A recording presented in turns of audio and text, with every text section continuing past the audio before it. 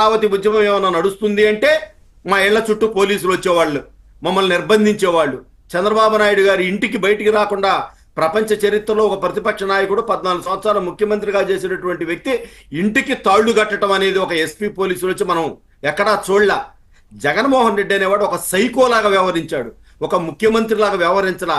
నాకు 151 సీట్లు ఇచ్చారే, నేను ఎంత ఒళ్ళు దగ్గర పెట్టుకొని నియమ నిబద్ధతో పనిచేయాలనేది మర్చిపోయాడు. ఒక కులం మీద మనం తీసుకోవాలి, ఒక అమరావతి ప్రాంతం మీద తీసుకోవాలి. అక్కడెక్కడ ఆ దేశంలో 3 రాజధానులు ఉన్నాయని చెప్పి పిచ్చి పిచ్చి మాటలు మాట్లాడి విశాఖ రాజధానిని రేపు వెళ్తున్నా ఎల్లుండి వెళ్తున్నా అని చెప్పి నిద్ర లేకుండా వీళ్ళందరూ కూడా అండి, మీరు నమ్మరు, చంద్రబాబు నాయుడు గారు మాట విని ఈ రాష్ట్ర ప్రజల కోసం మనకు ఒక రాజధాని ఉండాలి. మనం హైదరాబాద్ నుంచి అప్పుడేదో తరిమేస్తే కర్నూలు వచ్చాము, కర్నూలు వాళ్ళు కాదంటే మళ్ళీ ఇక్కడికి వచ్చాము.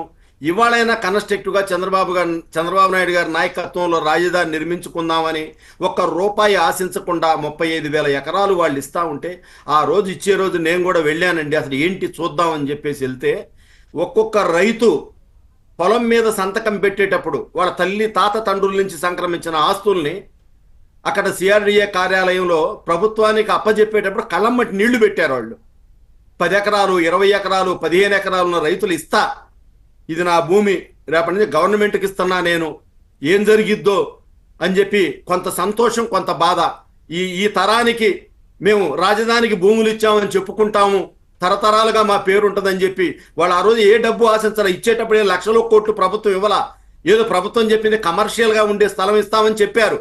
ఏం జరిగిద్దో అని చెప్పి జరిగి వాళ్ళు అనుకున్నట్టుగానే 5 సంవత్సరాల తర్వాత ప్రభుత్వం మారితే వాళ్ళ గుండెల్లో గుణపాలు దించారు. వాళ్ళకి పండగలు లేవు, పబ్బాలు లేవు, పెళ్లిళ్ళు లేవు, ఏమీ లేకుండా బాధలు పడ్డారు పాపం. వాళ్ళు పసిపిల్లలు కూడా వచ్చి అమెరికాలో ఎక్కడ ఉంటున్నటువంటి రాజధాని వాళ్ళు కూడా నిద్రలేని రాత్రులు గడిపారు. ఈ జగన్మోహన్ రెడ్డికి ఈ పాపం తగిలి, ఈ మహిళల శాపం ఉసురు తగిలి నాశనం అయిపోయి 11 సీట్లకు వచ్చాడు. 11 కాదు, అతను రాజకీయాల్లో ఉండటానికి అనర్హుడు. అతను ఇప్పటికైనా తన తప్పు తెలుసుకుంటాడా అంటే లేదు. అతను ఇవాళ నుంచి ఏదో ఉద్యమాలు జనవరి నుంచి నేను జనంలోకి వస్తా అంటున్నాడు. జనంలోకి రావటం కాదు, జనంలోకి వచ్చే చెప్పులతో సమాధానం చెప్పాలి ప్రజలు.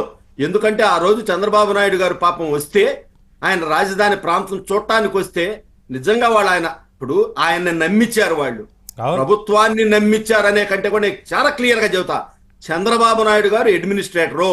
చంద్రబాబు నాయుడు గారి చేతిలో మన పొలాలు పెడితే ఈ రాష్ట్రం అభివృద్ధి చెందిద్ది.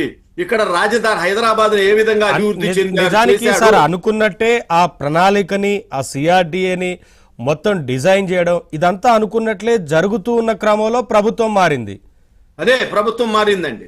ఎప్పుడు కూడా అదే కనుక గతంలోనే ప్రభుత్వం మారిపోకుండా ఉండుంటే ఇవాళ ఒక రూపు వేరే ఉండేది పరిస్థితి మొత్తంగా. అదే సార్, ఇప్పుడు గతంలో చంద్రబాబు నాయుడు గారు చేసినటువంటి అభివృద్ధిని రాజశేఖర రెడ్డి ఆపలా, రాజశేఖర రెడ్డి గారు తెచ్చినటువంటి ఏ ప్రాజెక్టులు కూడా చంద్రబాబు నాయుడు గారు ఆపలా.